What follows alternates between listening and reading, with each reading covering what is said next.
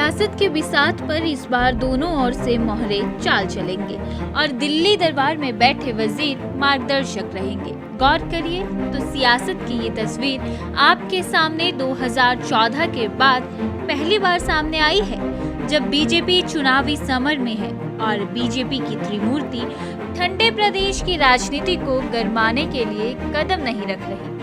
हिमाचल मोदी के लिए घर जैसा है और जेपी नड्डा का तो घर ही हिमाचल है।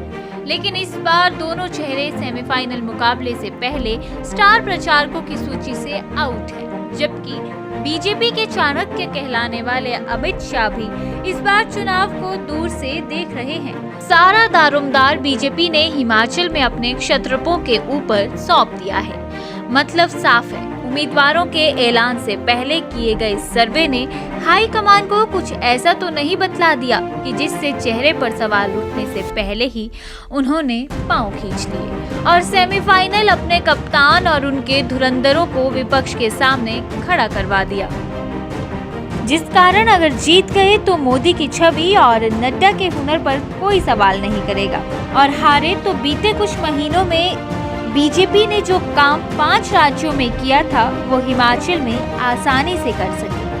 आपको ये समझना होगा कि हिमाचल का उपचुनाव अन्य राज्यों से बिल्कुल अलग है। दरअसल इसके पीछे की पूरी कहानी हम आपको बताते हैं। हिमाचल के साथ साथ बिहार और एमपी समेत कई अन्य राज्यों में भी चुनाव है, लेकिन ये राज्य चुनावी रण के दहलीज पर नहीं खड़े हैं, मगर हिमाचल।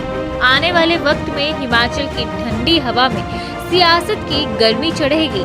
बीजेपी आलाकमान इस बात को बखूबी समझती है। एक फतेहपुर को छोड़ दें तो मंडी, अर्की और जुब्बल कोटखाई तीनों ऐसे क्षेत्र हैं जहां बागवानों की तादाद अधिक है, और अब की बार बागवानों को सेब के गिरते हुए दामों से बड़ा नुकसान झेलना पड़ा है।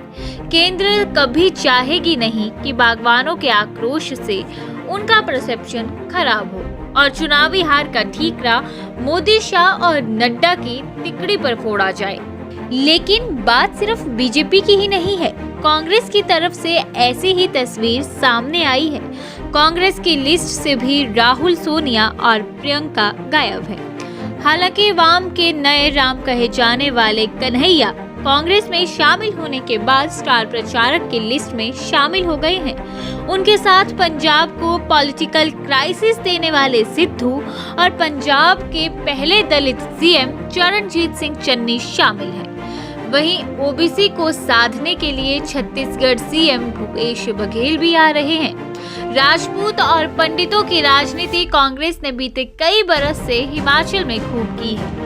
देखना दिलचस्प होगा कि बागवानों की मायूसी और जनता के मूड को कांग्रेस इस सेमीफाइनल मुकाबले में भुना पाती है, या फिर सीएम जयराम अपने सिपल सलाट के सहारे अपने किले और कुर्सी को बचाने में कामयाब हो पाते हैं। दांव पर सब कुछ है, सीएम की प्रतिष्ठा और कुर्सी। या तो रखे साया अभिमान, पिया तो बीती यादों से नाता सहेजना सीखा, हाथ थाम कर जिनके चलना सीखा, गिरने लगती जब तो उनसे संभलना सीखा।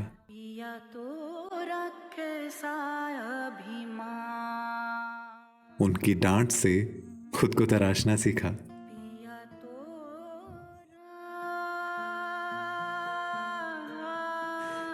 घर से दूर होकर भी दिल को हमेशा यह एहसास रहता है, उनका प्यार और फिक्र हमेशा मेरे साथ रहता है।